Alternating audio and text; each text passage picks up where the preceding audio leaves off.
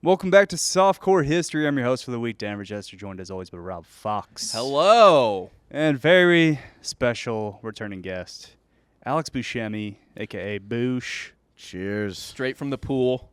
Yeah, I completely forgot about this thing, and I was drinking at a pool. It's a Sunday. It's Memorial Day. Well, tomorrow's Memorial Day, right? Yeah, but this is when it comes Memorial out. Day weekend, yeah. And so I was drinking at the pool and completely forgot, and then I had to get an Uber here because I'm sufficiently buzzed. So. That's what I like to hear. Keep it coming. Yeah. So if I'm not making any sense or I don't follow a story at all, Buddy, bear that's what with they me. want from you. I hope so. That's what they came to listen to. Was One of our Boosh to more successful episodes is when I got hammered for our 1000th review, and I didn't make it through. No. You had to go throw up. No. I think I got hiccups, though. Yeah. It was the first time since I was probably 19 that I was worried about how much someone drank.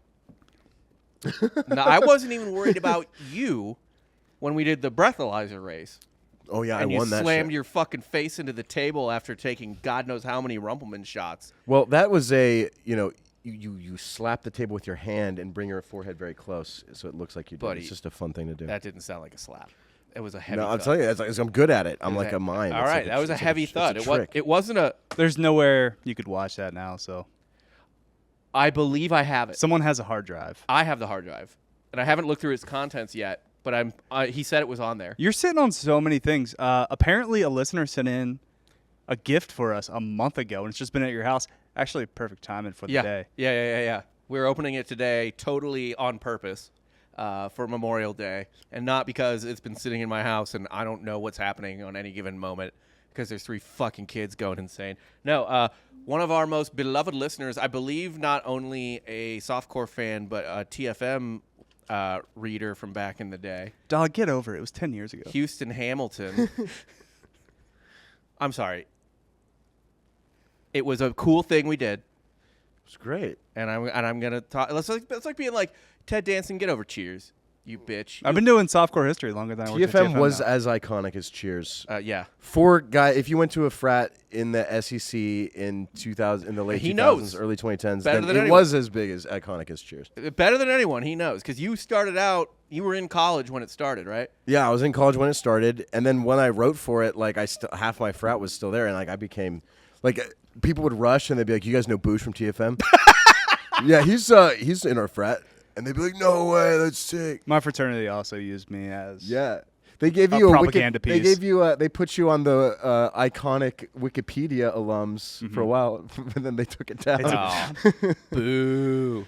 Right? But yeah. Anyway, before you just shit all over my life, and I do mean life. Yeah. Because that is really your identity to this day. At this point, whatever. I'm not even Ted Danson from Cheers. I'm like, I guess like Norm or someone like who is only known from Cheers. It's okay. And I just go. You were internet famous. We get it. Not anymore because we looked at the numbers and, boy, it's fallen off. Oh, You yeah. have fallen off. Yeah, not what I used to be. But Granted, not the same as me when I was working at Lifetime. 'Cause I remember people would people would recognize me from the website and they'd be like, "You're working at the front desk now?" you'd be like, yeah, I'm gonna. I'll see you in the showers and go put a gun in my mouth. I don't want to make other people have a tough clean. My coworkers have a tough cleanup, but I can't live anymore. Yeah. And then my coworkers would be like, "How the fuck do they know you?" You'd be like, it's a long story. Yeah. See, you can empathize with like child stars or something. A little bit. Yeah. I was so young. You're like, why is Danny Bonaducci sucking a dick behind this fucking Raising Cane's? I get it. Yeah. Pay rent.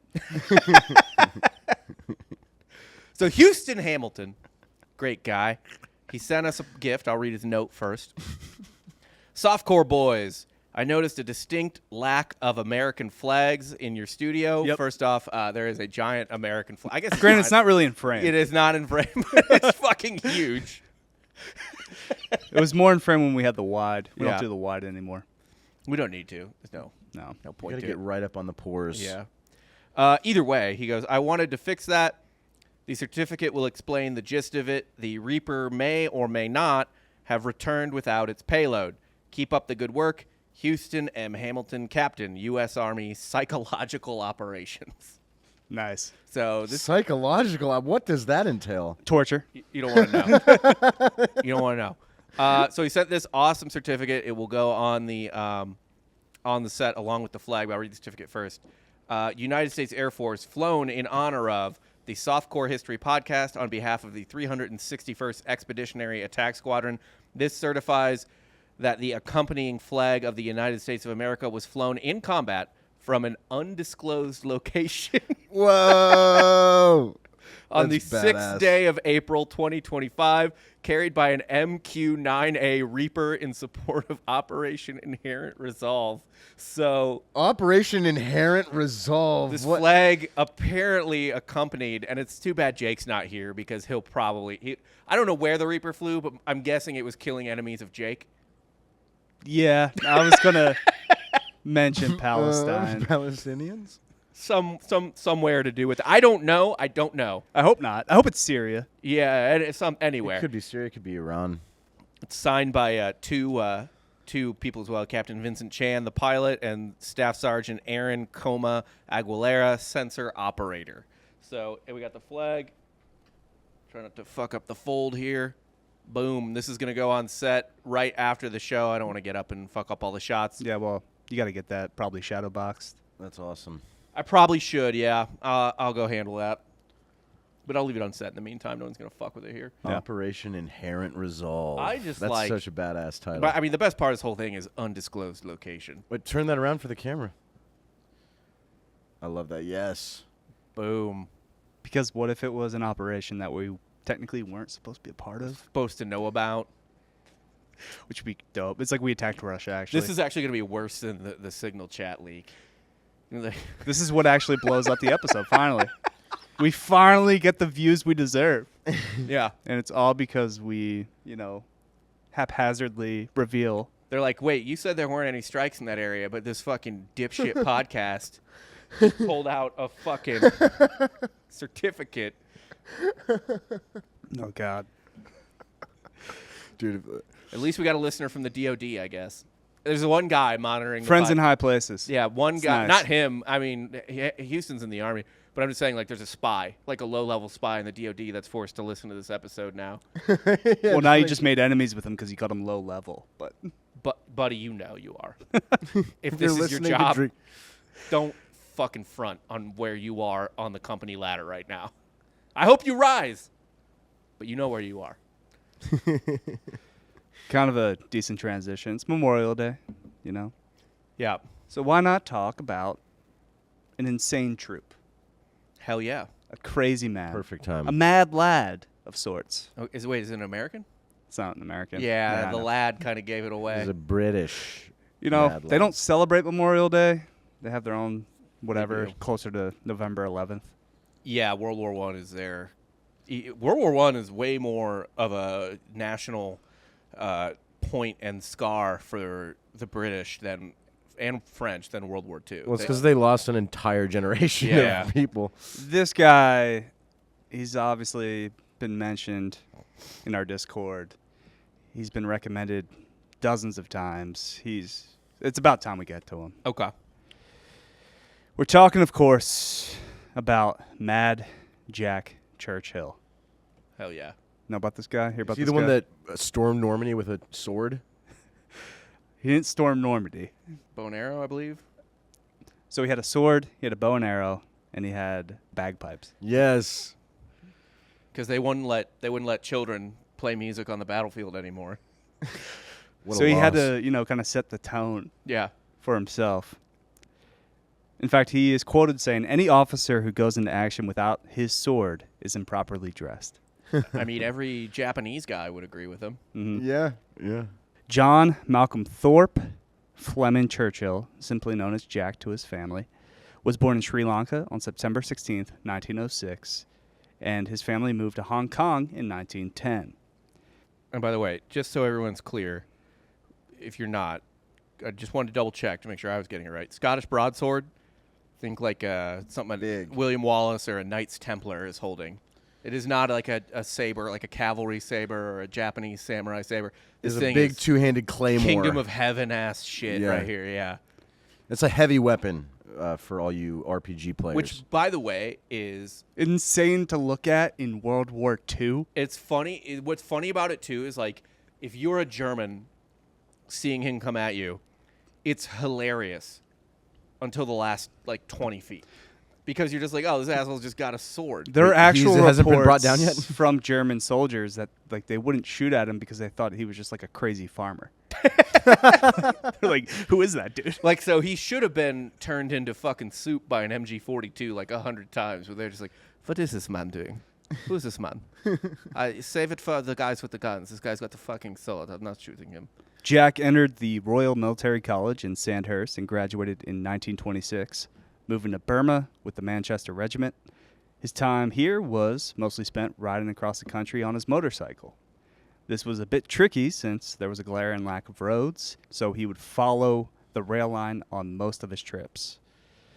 He also got really into the previously mentioned bagpipes during this stage of his life and studied under the pipe major of Cameron Highlanders. Was he Scottish? No.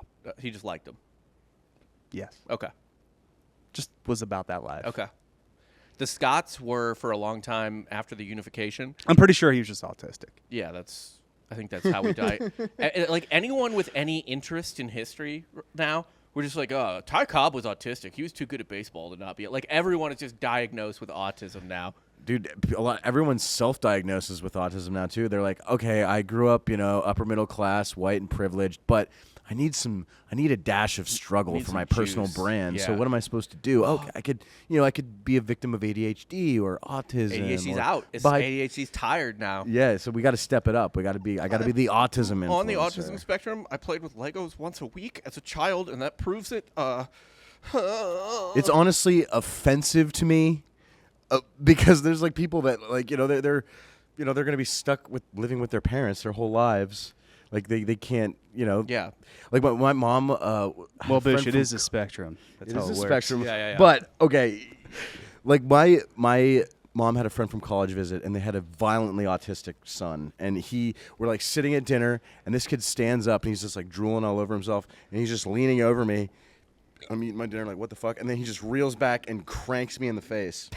Switch closed or open hand? It was open hand, and then he's reeling up again, and they're like, Matthew. He's like, Matthew. That just sounds like an And he puts awesome his hand excuse to down. hit people, though. It Right? does. Yeah. Just I get just wild. But then he stayed in our basement. We had like a finished basement and like a fold-out bed. I know what it sounds like, oh, you locked the retard in the basement. Like, no, it was a nice finished basement. And But was There's it no locked? such thing as a finished basement. Was it locked? That's how I know you're lying. it was not locked. But we had a universal remote, and you'd press GameCube, would turn on the GameCube, you'd press TV, turn on the TV, speaker, turn on the speakers. He reprogrammed the whole thing, so we just had to, like, you'd press speaker, and it would turn on the lights. You'd press GameCube, it would turn on the speaker. And we just had to memorize new buttons. We could never figure out how to unfuck it. He, like, reprogrammed the whole thing. But this guy is so autistic. And then I'll see some hot chick doing stand-up comedy. She's like, I'm atypical. You neurotypical people would never understand. I'm like, shut up, bitch. That kid is on the front lines of autism, kicking indoors. You're on a boat in the Pacific. Not the same thing. And I know it's a spectrum, but just, it was Asperger's, but Asperger was a Nazi, so now we have to call it autism. No, you just don't have anything anymore. You just You just don't have anything. Apparently, autistic kids live kind of in multiple dimensions, according to mediums. My friend Shay went to a medium, and she said the medium could like kind of figure out where the autistic kids were because they have one foot in the grave, allegedly. in the grave? Not in the grave, but badass. like in a different, Okay. dimension. Okay. Whatever the next afterlife So is. their frequencies are all fucked up. Yeah. And they can't. So, like, there was a girl yesterday at the pool at Lifetime who was just having conversations with herself, but maybe she was talking to somebody else in another, realm. Yeah, if you're in a public space talking to yourself, like, okay, that's real autism. You can put that in your bio. But like, we got all these people fucking pretending for clout. I'm telling you. One of my favorite tweets ever was about, like, because, like neurodivergence, a term or whatever. And people will try to, like, dress it up or make it sound cooler, even, because even that's not good enough now. And someone wrote, like, that they were neurospicy because they had ADHD. And then a person quote tweeted and just said, who also had ADHD, was like, I would rather just be called retarded. Yeah, I saw that. And I was like, yeah, yep.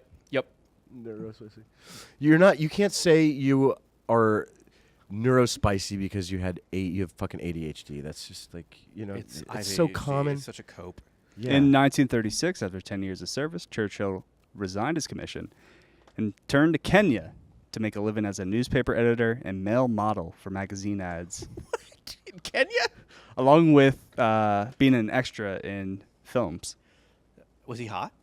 I guess he was hot as a... He must have been a hunk. He was a Kenyan model. He picked up archery, and it landed him roles in Sabu and The Thief of Baghdad. He was able to qualify for the Archery World Championships in Oslo in 1939, where he placed 26th just years after picking up the bow. Okay. So he had like this obsession with the bow and arrow for like 2 or 3 years, and he's like, I'm going to qualify for the fucking championships in Oslo. I have nothing else to do. Mm-hmm. You have nothing else to do. Yeah, and I guess he was like a featured extra in a bunch of movies. That's really funny. He was hot. I'm still back on the Kenya. The magazine ads. Is what the male model for magazine ads is what's getting me in Kenya. Like who are the Kenyan magazines? I mean, this is like British occupied Kenya. I know, but was it still just like I know that this is Kenya, but we can't have black people in photographs still. In the 30s, no. Even here. Certainly not. Well, in the 30s, they just would just show up as a shadow, probably. We didn't have the resolution. The technology. Yeah. Once Germany invaded Poland, Jack resumed his commission with the Manchester Regiment and was sent to pre-Blitz France. Churchill was second in command of an infantry company in the regiment's 2nd Battalion. He was fond of raids and counterattacks, leading small groups of picked soldiers against advancing Germans. During one of his force's raids, stories of Jack shooting a German patrolman with a barbed arrow ran wild. That's so unfortunate for that Nazi. To just get an arrow. Did he kill him? Years later, though, when he was finally asked about it, he's like, by that point, I lost the bow. Oh. Yeah, so Damn. he kind of squashed the rumor, squashed the legend. Damn it. I should have went with it, but I had to throw that out there. He's a man of honesty. I like that he could have leaned into that. No one would have questioned him. Yeah, it was his longbow too, right? Mm-hmm. So was it? I guess who knows, but you don't really. I mean, you can shoot straight with a longbow, but the advantage of the longbow, at least in its prime, was that it was a really, really ranged weapon. Like the Brits could hit you, or the English could hit you way before you could hit them. Although, according to his story, he's like, at least from what I could see, I didn't get a confirmed kill with the bow. But it hit him. He doesn't know. Okay. He definitely launched the bow and arrow during battle, but he doesn't know if he hit anyone. Why would you not? I feel like that's just a waste. You got a gun right there. He had multiple things. I just, like, can you imagine getting, it is 1940, and you are part of the most technologically advanced army on earth, the German army at that point. I mean, you're doing things that are unimaginable, not obviously unimaginable, like, morally, but, like, also unimaginable, like, just warfare that has never been done before. Mm-hmm. Yeah. And a fucking arrow falls out of the sky. You're just like, what the fuck? It's hell. Yeah. It's absolute hell. Although, if I saw my friend get shot by an arrow, I'd be like, oh, we're going to win this war.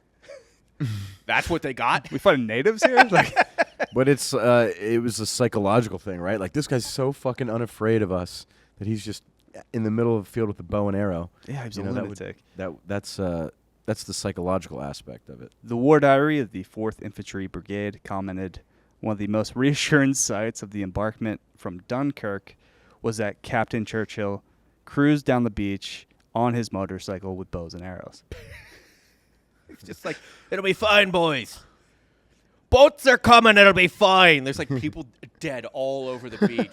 They're getting strafed by fucking Stukas, and this guy's just like too badass to die. But like everyone else is a normie. So like, I think you'll be fine. You're too crazy to die. Yeah, I think you'll be okay. I'm so scared.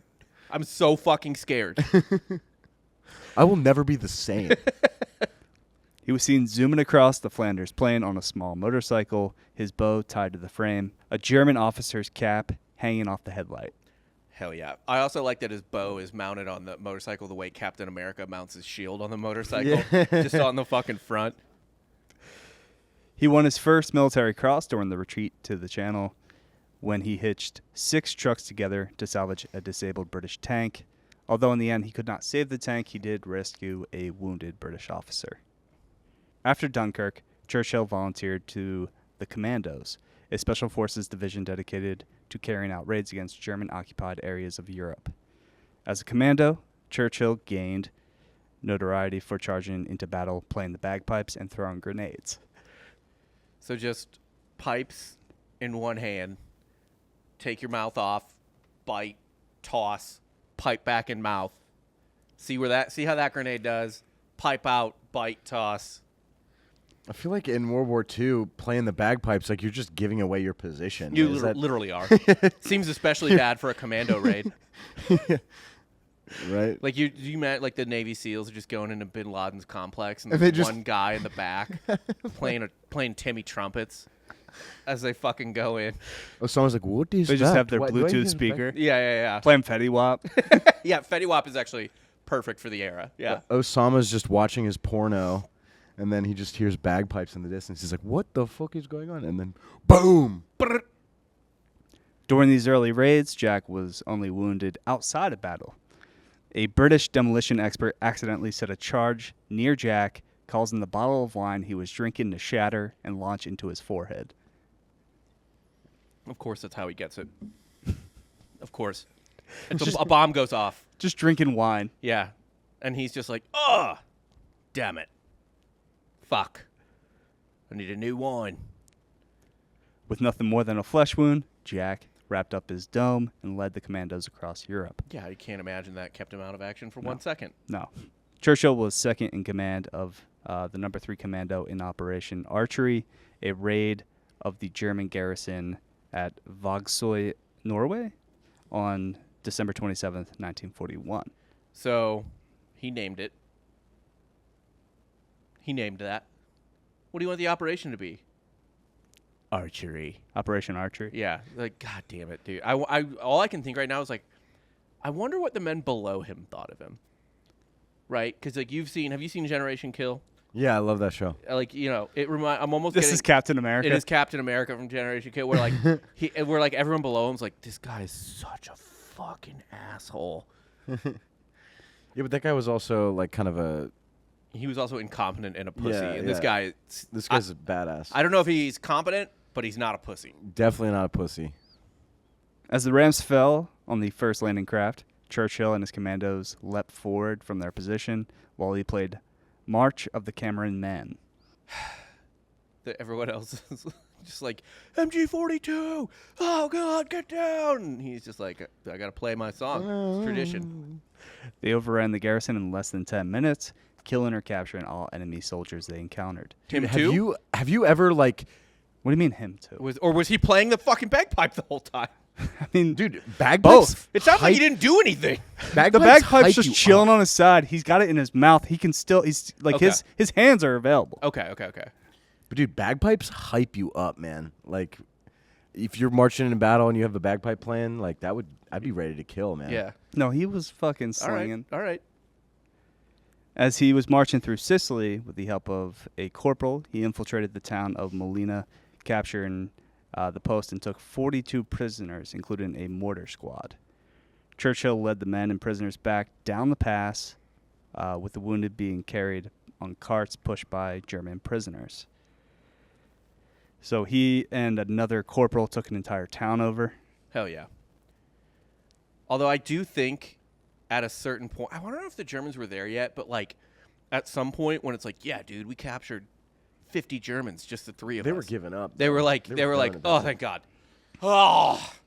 Yeah, the Germans were fucking done. We're about to get rotated to fucking Ukraine. The reason they were able to take over this town and capture all those Germans was they had everybody else stay back and kind of make sounds from off in the distance. To Bagpipe make it think the sound? battle was somewhere else. Yeah. Bagpipe And then they kind of swooped in and Yeah. took over. Damn, that's sneaky. I like that. But still, it's like there's like 2 guys like, hey, you're our prisoners now. There's like 40 people. They're like, Fuck it. Yeah, I'm done, dude. yeah, We're gonna lose like this anyway. They're like, this sucks. Churchill later walked back to the town to retrieve his sword, which he had lost in hand-to-hand combat with a German regiment. Oh no. He used the sword. He was using the sword. Again, the guy with the sword is really funny when you see him through your rifle sights 100 yards away, like, idiot. But if he keeps making it, Like, what's that thing? It's like a internet like question. Like, you can get like $1 billion, but there will be a snail That's slowly chasing you at all times. And if it touches you, it kills you. Yeah. That's him with the sword. It doesn't sleep. Yeah, it doesn't. It's always moving. And it's just like you see him and you're like, idiot. It can take transportation. And then he gets 10 feet away from you, and all of a sudden your rifle with maybe a bayonet on it doesn't feel so sweet. No. On his way there, he encountered a disoriented American patrol mistakenly walking towards enemy lines. When the NCO in command of the patrol refused to turn around, Churchill told them he was going his own way and that he would not come back for a bloody third time. So he picked up his sword and was just like, I need to get back. But they were just wandering, and he was still like, and he was like, hey, no, don't go that way. Don't go that way. And they were like, fuck you, buddy. Yeah. Well, I mean, fuck you, buddy, to the guy playing bagpipes and having a sword. Yeah. I honestly, that sergeant didn't really make the wrong call. Like, maybe he did technically, but like if It's like, I don't think you're a part of the British Special Forces, my man. Yeah. Like if like a magical man pops out of a sewer and is like, don't go that way, a comet will hit you. A meteorite's gonna fall down and hit you in the head. You're gonna be like, whatever, asshole. You're not listening. You feel insane listening to that guy. Yeah. As part of the McLean mission in 1944, he led the commandos in Yugoslavia. In May, he was ordered to raid the German-held island of Brock. A flanking attack was launched by 43 Commando, with Churchill leading the elements from 40 Commando. The partisans remained at the landing area. Only Churchill and 6 others managed to reach the objective. A mortar shell killed or wounded everyone but Churchill, who was playing Will Ye No Come Back Again on his pipes as the Germans advanced. Yeah, see, this is what I'm asking about. Like, what did the people under him think? Like, his immediate underlings had to be like, hey, they've got 8 mortars and they are zeroed on us. And he's just like, nope, keep going. Come on, we're gonna keep walking. I got a sword, it's fine. There's like explosions everywhere, and they're just like, I don't think you are willing to accept the reality of anything, let alone this combat that's going on right now. And it's like, no, it's fine. They're just getting shelled. They're ripped to pieces. Like everyone else is getting metal flying through them. 6 people survived this. Yeah. Out of what, 80, you said? Out of like Something like that, yeah. Like 83. he's just like, He's just playing the bagpipes the whole time. tough day. Tough day. But a hard day, but a good day. Everyone's like, Jesus Christ. So he's captured by Germans. They had a commando-specific order to kill all those in Special Forces on site without trial. But his last name.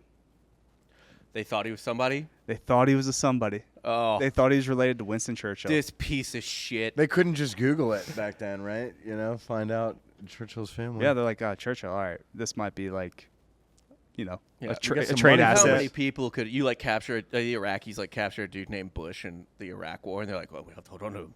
This could be somebody." It's like, We no, love there's Bush. Fucking 100 We love Bush. fucking especially. 1,000 Bush families in the United States. We love Bush, especially on our women.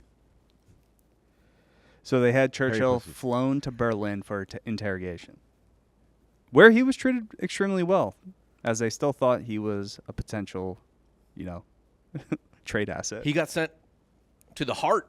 Yeah. Did he meet Hitler? He didn't meet Hitler. Oh, But he did say the commanding officer of the Nazis that was in charge of like his transportation and everything and his interrogation was so nice that he invited him to dinner after the war. see, this is asshole shit.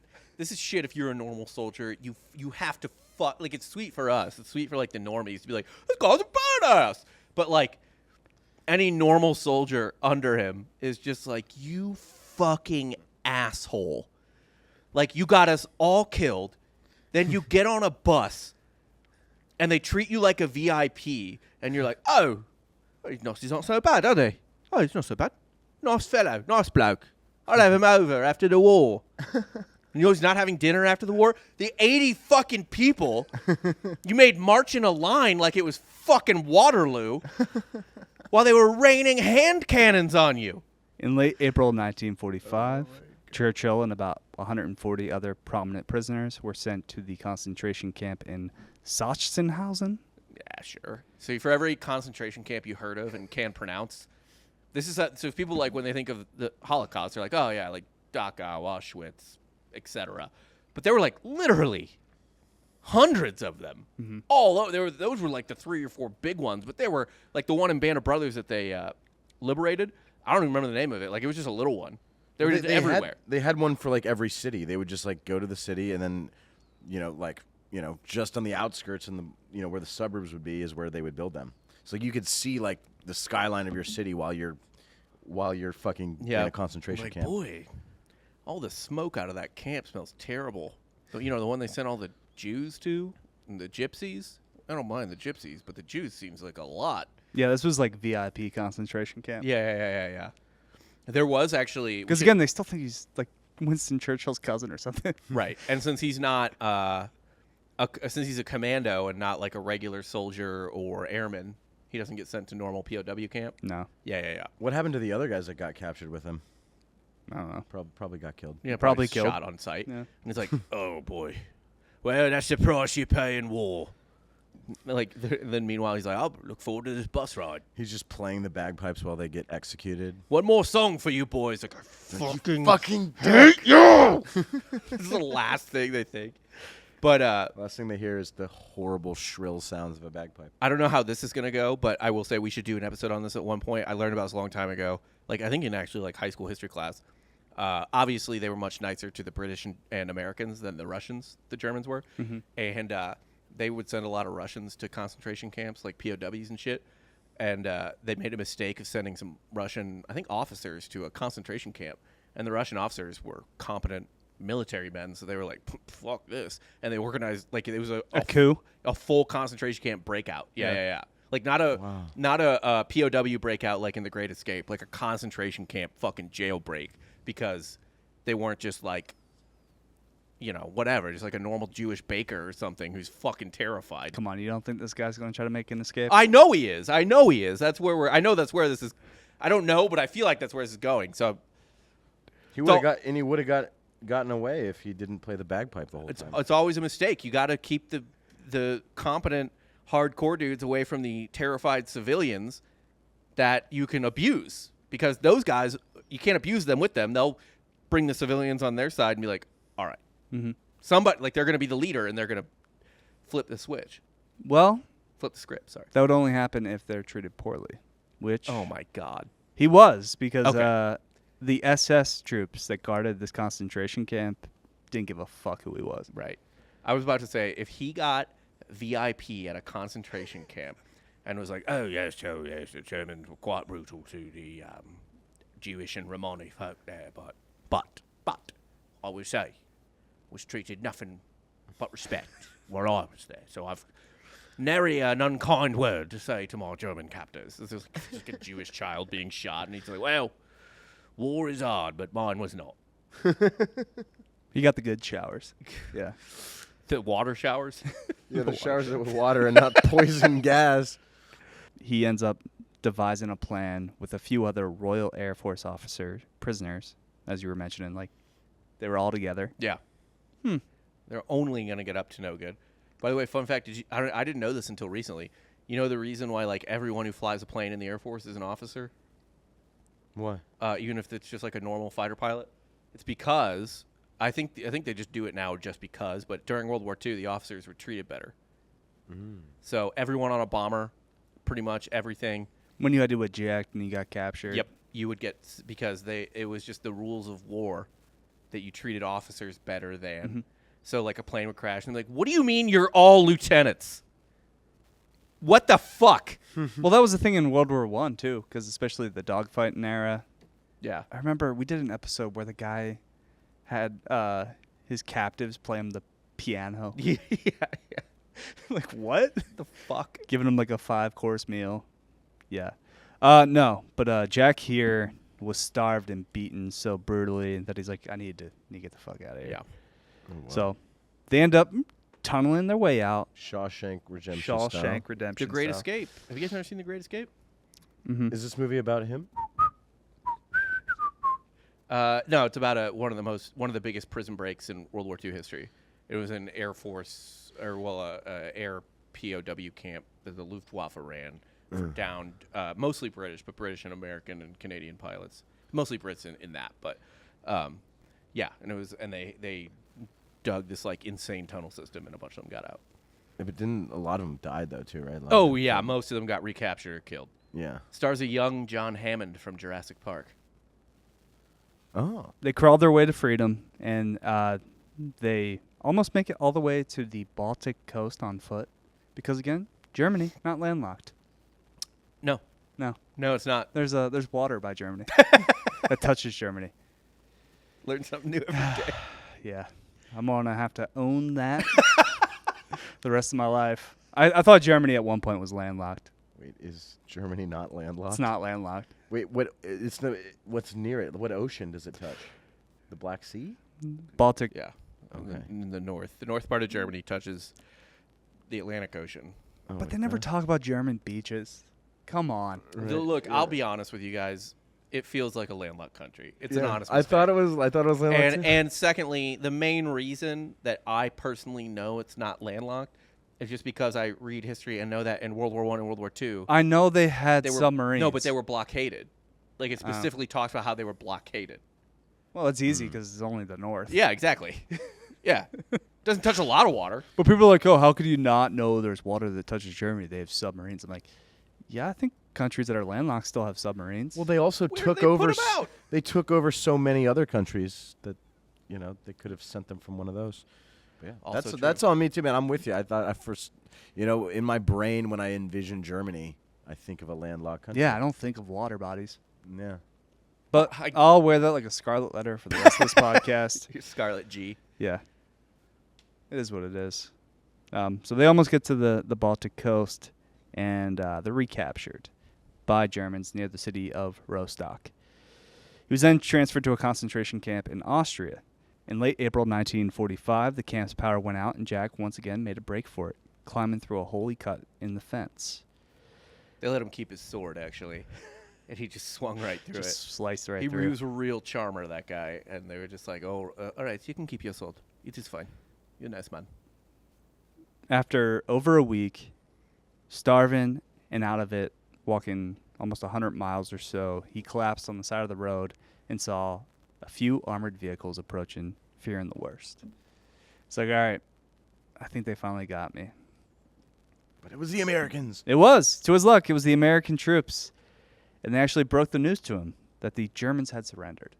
Yay. All that for nothing. You could just hung out. After getting back home and recovering from his grueling last few months of the war, Jack was ready to get some in the Pacific. Of course he was. But Send me back. as he was literally in the air to Burma, the U.S. dropped Fat Man and Little Boy. No! No! Can you imagine what we were robbed of? Sword fights. Yeah, I was gonna say there would have been a sword-on-sword action. That man could have taken his Scottish broadsword, probably shattered like a fucking White Walker, whatever saber that was trying, Yeah, those little ceremonial bullshit things, little needles. and then just run through. God damn it. Jack stayed in the Army after the war and qualified as a parachute troop at the age of 40. He even fought in British-occupied Palestine to help establish Israel. Colonizer. He helped evacuate 700 medical professionals from the hospital after an ambush by the Arab Higher Committee. I mean, this guy just wanted it. When did the British have boots on ground in Palestine? They essentially established Since the World Middle War I. East. Yeah. Since World War I. Yeah, I mean, I knew the Brits. It was the British idea to start Israel. But, like, not even that, but the current, our idea of what the Middle East is now was all established by England yeah. for the most part. The Sykes-Picot. Well, same with Africa too, right? Although I believe they Picot was drew all French, those but borders. Yeah, it's the British did everything. They did those terrible borders. And Yeah. We're But gonna the British took over most of what the Ottomans controlled after the end of World War One. Yeah. In terms of like Palestine. Yeah. You might have already had Egypt at that point. Yeah. But yeah, a lot of it was Yeah, and from what I understand, it was the Jews that were there was like it was like 500,000 Arabs, 100,000 Jews there after World War I, and they were living in relative harmony. And then after World War II, and there's the millions of Jewish people that have been displaced. They're like, I don't want to live anywhere but amongst my own people at this point. Yeah, but Seems also dangerous. they're like America, England, Australia, all the allies were like, we don't want all these Jews. We don't want to take them in. And then England's like, we have a great idea. Let's send them to Israel. And America's like, that's a great idea. They have, it's a good place to get a foothold on that region. They have a lot of oil there. And we got a lot of Jews in America. We'll send them over there. We'll make a thing called birthright. The book says they're from there. Let's go fucking send them back. There. It was actually our back to Africa plan, but for Jews. Mm-hmm. Yeah. But if we had just taken those Jews in, split them up amongst allies, the current situation in the Middle East would not be so exacerbated. It would be a shithole we don't care about instead of a shithole we do care about. No, I mean, maybe they'd be okay. No, dude. Palestine and Gaza, they actually have beaches I've heard of. They do have nice beaches. They have beautiful beaches. Yeah. It's the Mediterranean. People are Put a always condo there. Yeah. You know? Build it up. Let them get some tourism dollars. Mm-hmm.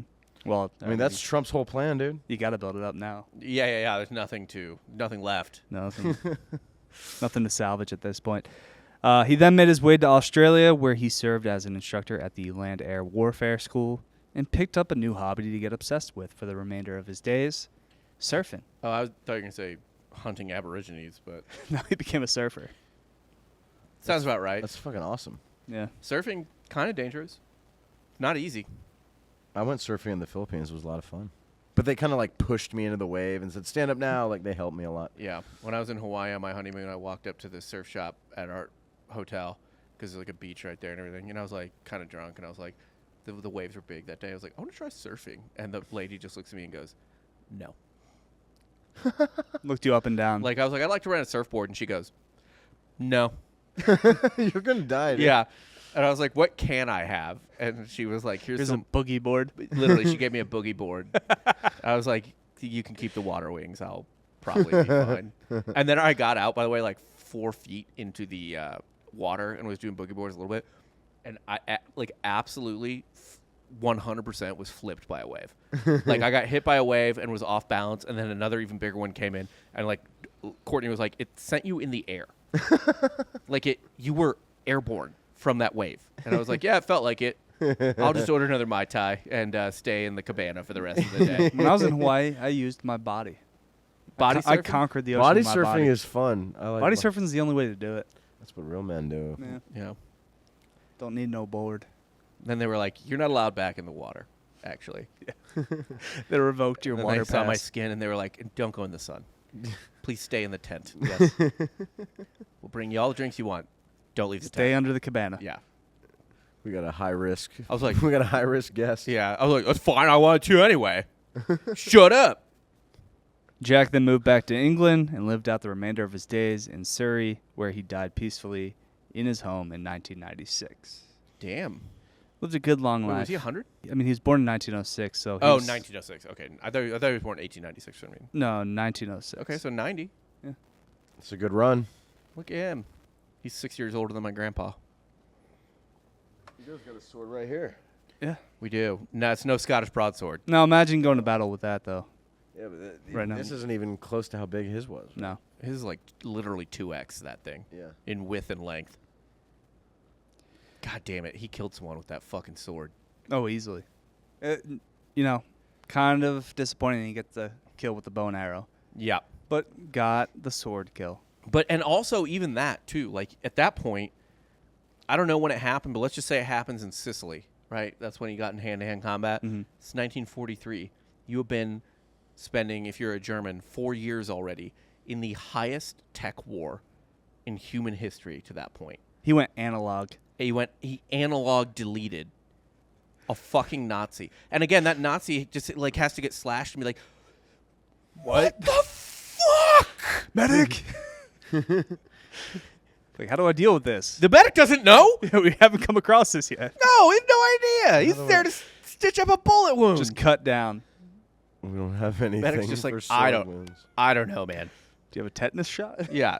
Like truly it's honest. It's like an insult to die that, like, to just be like, how did your son die? It's like, well, no one shot the guy with the sword for an hour.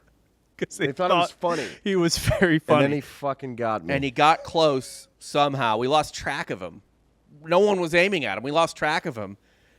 And he popped up from behind a wall, and he just slashed your fucking kid's head off, basically. And it wasn't one swoop. No. He hacked. Yeah, it was. And he hacked. He wasn't as strong as you would think. It's not easy to cut a head off. He's just like, God, why didn't you just shoot me? There is. I don't think he had a lot of tools to sharpen that sword. Could have been very dull. Yeah. Oh, yeah. But it is funny to me in a dark but hilarious way that in the same war, someone was killed with a medieval weapon and a nuclear weapon. Yeah. Wow. That's a great way to... It'll never happen again, I don't think. I don't think so. I think that's the only one. I think he set that record. Yeah. Yeah. What did you guys learn today? I mean, I'd heard of this guy, and I knew, like, the really broad strokes. But what I mostly learned is that, much like Teddy Roosevelt, great to read about, probably a fucking asshole. Like, not an asshole, but, like, you don't want to hang with this guy. I just can't imagine the troops under him who would never be able to tell you because they're all Dude, he'd dead. be great for morale. He's playing the bagpipes. Have you ever had a bad time listening to bagpipes? No, I've enjoyed all the police officer funerals I've gone to. Yeah, it's a great time. Yeah. I'm always just like, stop it. I'm vibing too hard. My friend went His to... widow and children are there. My friend went to Ireland one time, and when you land in the plane, they're supposed to... The plane is supposed to play bagpipes Greet to you? welcome you to the country. Yeah. And the guy was like... The pilot was like, I'm supposed to play bagpipes since you're landing in Ireland, but I think they're instruments of torture, so I'm gonna play U2 instead. That's not That's better. worse. It's not better. yeah, It's yeah, much U2 worse. sucks. Yeah, just put on the fucking Can I bagpipes. please go Vertigo? That song's kind of good. None of the songs are good. I like Vertigo. I'm mystified by anyone who likes Bloody it. Sunday is all right. I don't know anyone that likes you too. I don't. Well, f- no, because it's not art. It's not art. They remember when they forced us to like U2, and they our iPods just automatically Yeah. came with a whole U2 album. We're like, I don't want this. Get it off. Like, you can't. You have to listen to U2 now.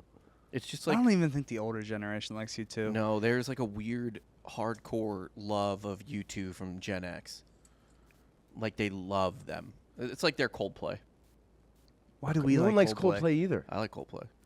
Oh yeah, but dude. Remember Get out. Remember when we were, dude? I kind of like Coldplay too. But remember we were bowling Both 2 of you. weeks ago, You're done. and they just played like 10 Coldplay songs in a Yeah. row while we were bowling. Somebody put in like $20 of Coldplay into the fucking If it wasn't jukebox. for one joke in 40-Year-Old Virgin, no one would dislike Coldplay. That's Yeah. not true. You know they how don't I make know good you're music. gay? You like Coldplay. That's it. The music is bad. No, it's good. It's good music. Clocks makes me emotional every time I hear it. I get goosebumps. Legitimately,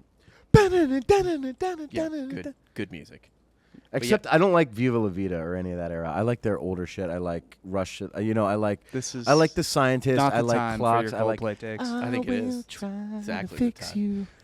Dan, you know, I'll try to fix Yeah, you. X and Y, great album. Yeah, great Great I album. didn't like Viva La Vida as much. It's fair. It's fair. But then Some say it's overproduced.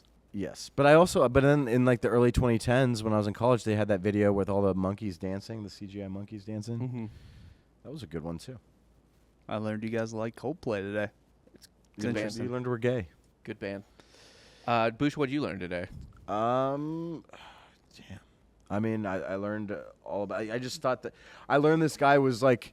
I saw the photos and you know the memes on the quick one post things you see Right. on social media of that guy. There's a photo of him like storming the beach with a fucking sword, and you're like, that guy's so awesome. I learned that he was a bit, kind of got all his guys killed because he was. He too didn't much get of a all of his hard-out. guys killed.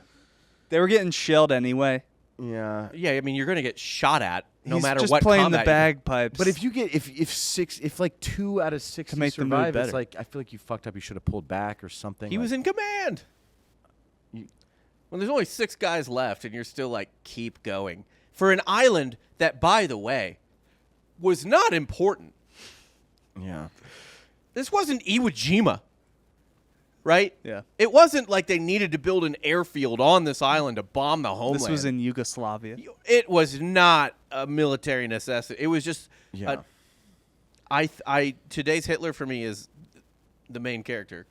The protagonist was Hitler. Churchill is Hitler today.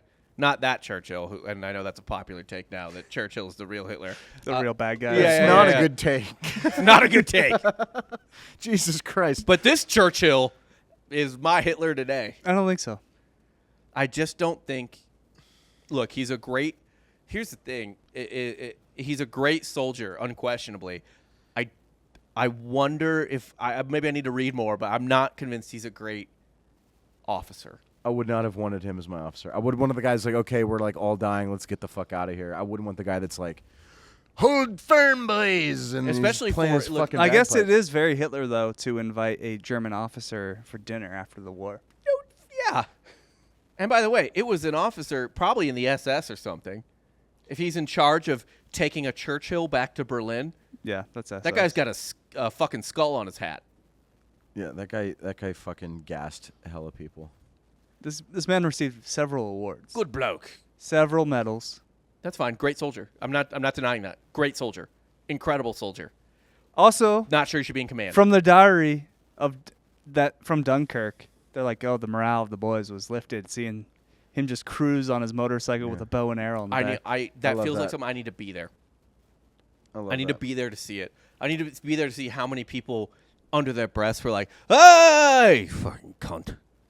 This fucking cunt!" He was so absurd. Like they couldn't show him in like the movie Dunkirk. They couldn't. We can't show that. That's like too unrealistic. You But can't. That was Nolan was was like, that's Yeah. got to get cut. yeah. Harry Styles just starts cheering because a madman on a motorcycle with a bow and arrow fucking bolts by like he's fucking Captain America.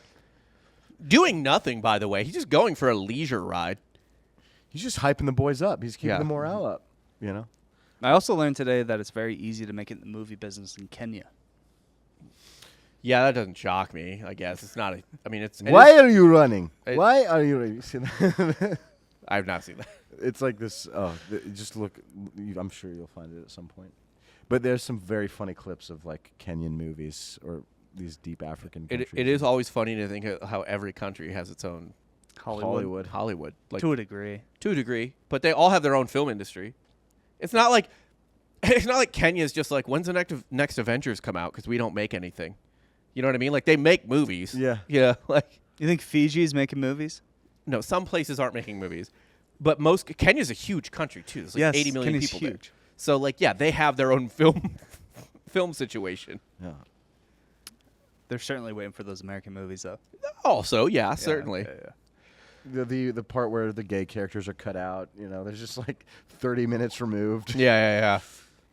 No, now we're just at the point where we're just not gonna show that stuff because the Chinese won't. If the Chinese won't like it, Marvel's not gonna put it in the movie. Call Me by Your Name is actually just a TikTok in Kenya. Yeah. And China.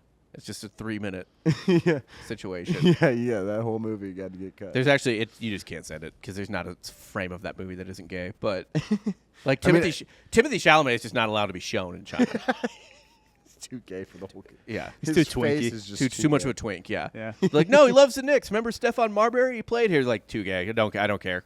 It's King Henry V. Like he did it gay. Anyway, that is our episode on Mad Lad Jack Churchill. Thank you for your service. Thank you to Houston again For the flag. for the flag and the certificate. We will put it on set after the show ends, and it will be there. I don't know, until we quit in 5 weeks, I guess, for like this show. But yeah. You're quitting in 5 weeks? No, I'm just saying. We just joke about like how long are we supposed to do this? Dude, When's keep it gonna going? pop? You guys are getting bigger and bigger. No, we're not. Tell a friend. Well, share it with your friends then. Share with your friends. Bush. Like and subscribe. Thanks for Let Bush joining have us. the tag. Maybe you guys should get a girl with big titties. That might help. Hey, my wife was on last week. You're right. Her titties weren't big enough. Yeah. Need a better. Yeah, I think you need to just just an pump her full of absolute- you need silicone. One of these. Yeah. Just I should have forced her to strip- breastfeed. Just get a stripper or something. You It's know? the only way. The episodes with women always do well on YouTube.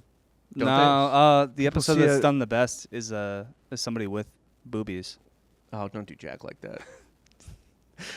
Jack's episode did the best. Don't do Jack like that. He's a Marine, damn it. Oh, we love him. I love Jack. I know. He He's my would favorite. he would He would say make that, joke too. that he has He would boobs. make he would make that joke too. And he's listening right now, and I love you, Jack. We love you, Jack. But next time we have you on, you maybe show a little more cleavage. Yeah, put it out there. Tie Don't up be the shy. shirt. He's Don't not be shy shy. about it. No. Let those puppies breathe for the content. Thanks for joining us, Boosh. Dude, Where can the people find you? always happy to be here. At What's Up Boosh on all the socials. I post memes, and Good memes. He used to make our memes. yeah, I made memes for them for a We little can't while. afford you anymore. Yeah, too expensive. Well, maybe if you guys fucking share this with your friends, I can make memes for them again. they'll have more money again. Check out Patreon, patreon.com/softwarehistory. 2 additional episodes every week, Wednesday and Friday. And yeah, boys. Always a pleasure. Always. For Ralph Fox and Alex Buscemi, I'm Dan Regester, and you just got soft serve.